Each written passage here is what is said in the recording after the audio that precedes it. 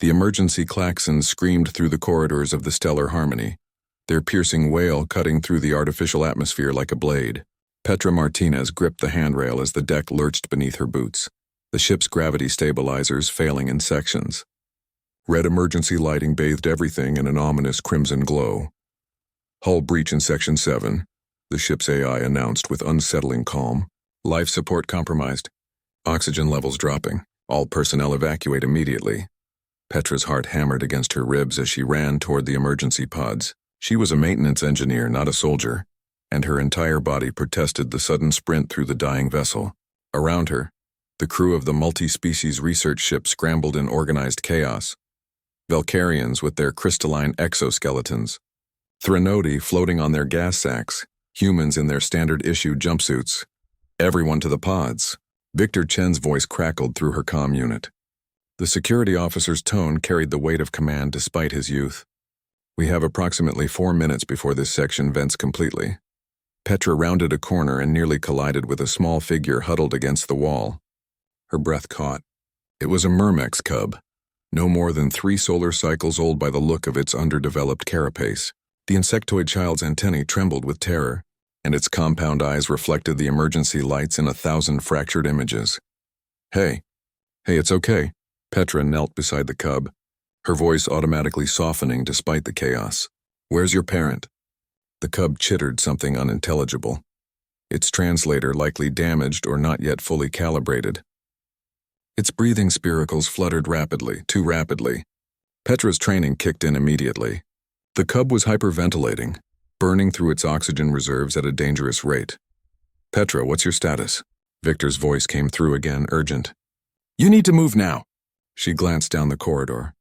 The emergency pod bay was visible just 50 meters away. Crew members were cramming into the vessels, the last few stragglers disappearing through the hatches. She could make it. She should make it. But the cub couldn't. Petra looked at the small creature, saw its body beginning to convulse as oxygen deprivation set in. Myrmec's respiratory systems were complex, delicate.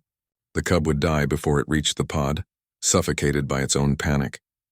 The atmospheric composition was already shifting. Her own breath came shorter now, the air thinning with each passing second.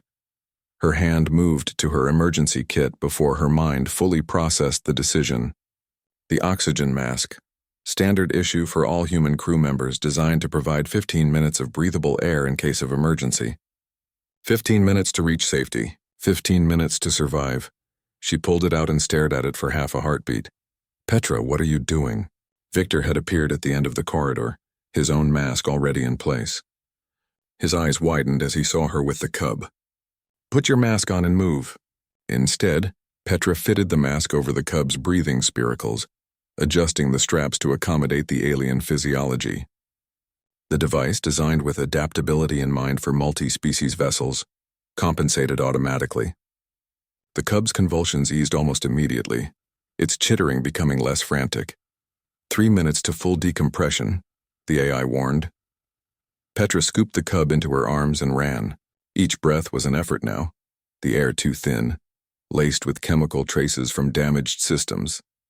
Her vision began to blur at the edges, but she forced her legs to keep moving. The cub's weight was minimal. Myrmex evolved on a low-gravity world, but in her oxygen-deprived state, it felt like carrying lead. Victor was there suddenly, grabbing her arm, half dragging her toward the last remaining pod. "You absolute maniac," he gasped through his mask. "What were you thinking?" She couldn't answer. No breath to spare for words. The corridor stretched endlessly before her, the pod bay seeming to recede rather than approach. Her lungs burned, screaming for oxygen that wasn't there. Her legs began to fail. Victor swept her up with surprising strength, cub and all, and sprinted the final distance. The pod door was closing. Standard protocol couldn't risk the entire vessel. But someone's hand was holding it open.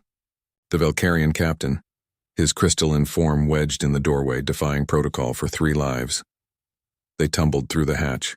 Victor ripped his own mask off and pressed it to Petra's face as the door sealed behind them. She gasped, sweet oxygen flooding her system, her vision slowly clearing. The cub remained curled in her lap, breathing steadily through her mask. Alive. Launch sequence initiated, the pod's automated system announced.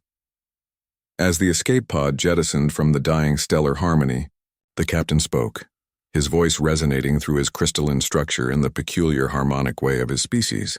The ship's logs will show something interesting today.